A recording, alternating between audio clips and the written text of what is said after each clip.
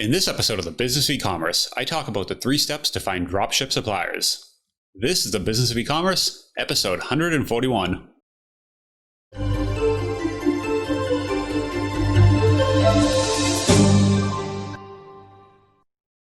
Welcome to the Business of eCommerce, the show that helps e-commerce retailers start, launch, and grow their e-commerce business.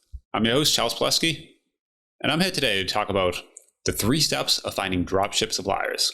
So, when we talk about finding dropship suppliers, specifically in this context, we are talking about domestic dropship suppliers. So these are suppliers, manufacturers, distributors, domestic, locally in your country.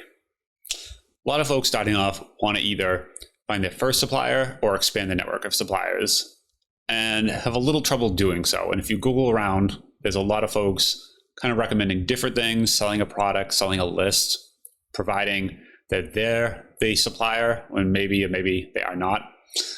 And kind of everyone wants to get a piece and a lot of middlemen. So it's kind of hard to wade through this sometimes and figure out who's really the person you should be talking to and how you should do this process. Today's episode is sponsored by Drip. Drip is the world's first e-commerce CRM and a tool that I personally use for email marketing and automation. Now, if you're ever in an e-commerce store, you need to give Drip a try, and here's why. Drip offers one-click integrations for both Shopify and Magento. There's robust segmentation, personalization, and revenue dashboards to give you an overview of how your automation emails are performing. One of my favorite features of Drip is the Visual Workflow Builder. It gives you a super easy way to build out your automation rules visually and see the entire process. It lets you get started quickly, but also build very complex automation rules. It's powerful, but also easy to learn, unlike a lot of email tools that offer the same type of automation. To get a demo of Drip today, you can go head over to drip.com/BOE. That's drip.com/BOE. Now, onto the show. So I wanted to have this quick episode talk about the 3 steps of actually finding the correct suppliers, who you should be talking to for particular products. Step 1 is niche down. So this is the first thing you want to do. You want to identify what niche are you in. Let's say you're selling tents for camping, or you're selling pots and kitchen Tupperware, pots and pans, that sort of thing. You need to be in a very specific vertical because that helps you, and a lot of people skip over this, and that's why I want to mention it.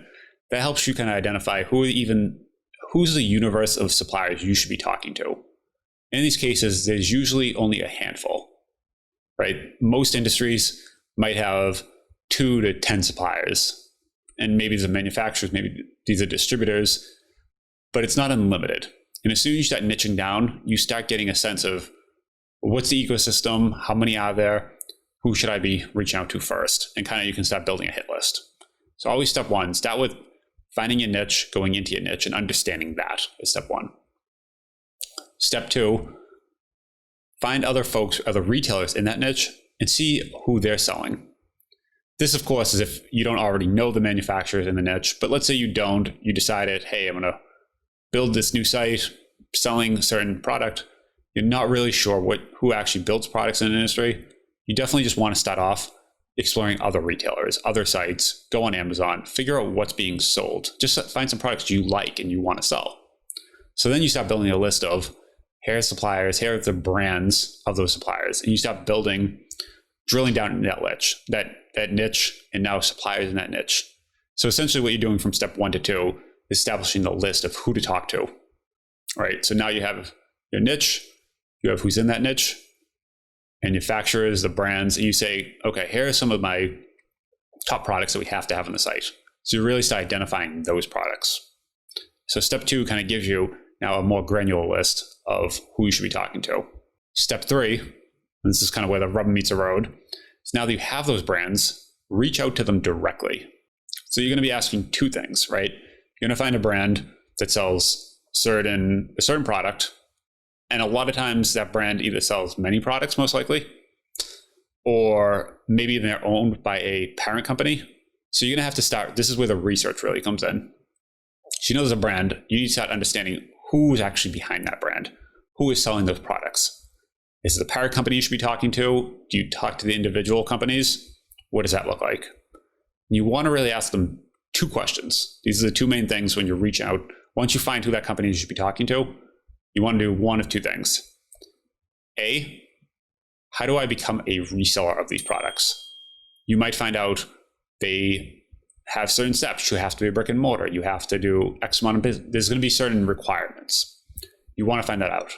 So you start off, how do I become a reseller? Certain industries work exclusively, brands work with resellers. If you're in the industry, that's very common. You could be in the industry where step 2, let's say there are very high hurdles. For instance, auto parts, right?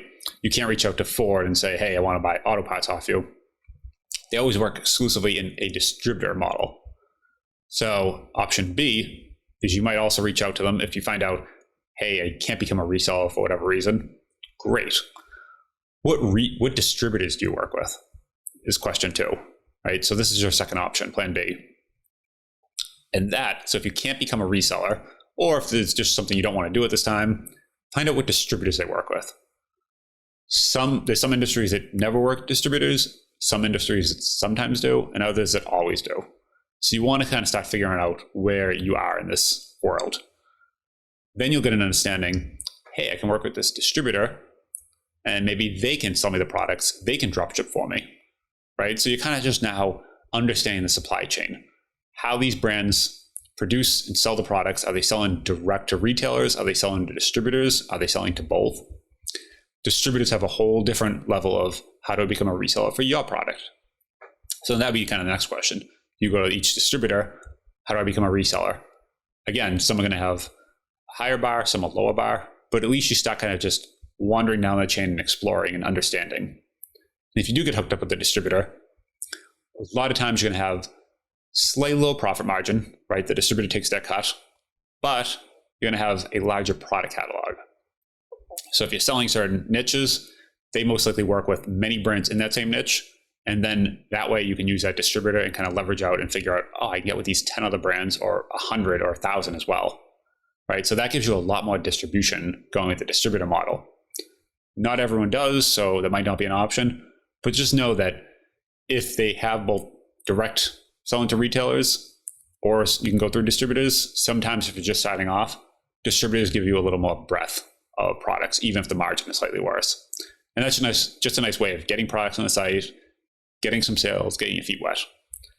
So I would always start off asking those 2 questions. How do you become a reseller of your product?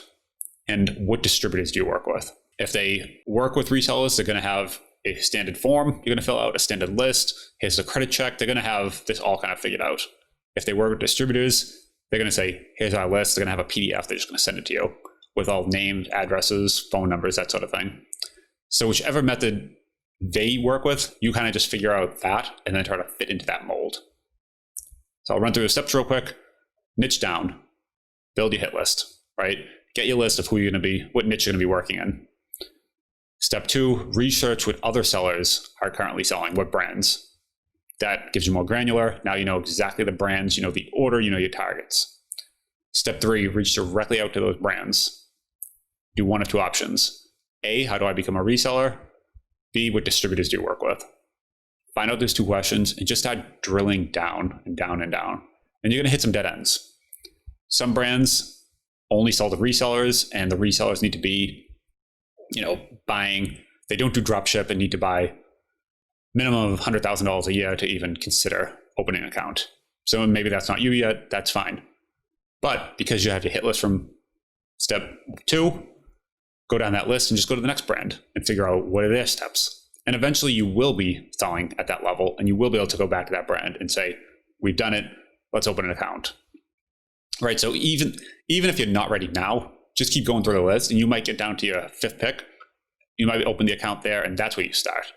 So just have the list, and you'll be reviewing this periodically. And as you grow and your business grows, you can go back and talk to these same folks again. And sometimes, even if you don't meet the minimum criteria, there is some wiggle room. So once you kind of get your feet wet and you have kind of a track record, you can usually push a little bit harder there.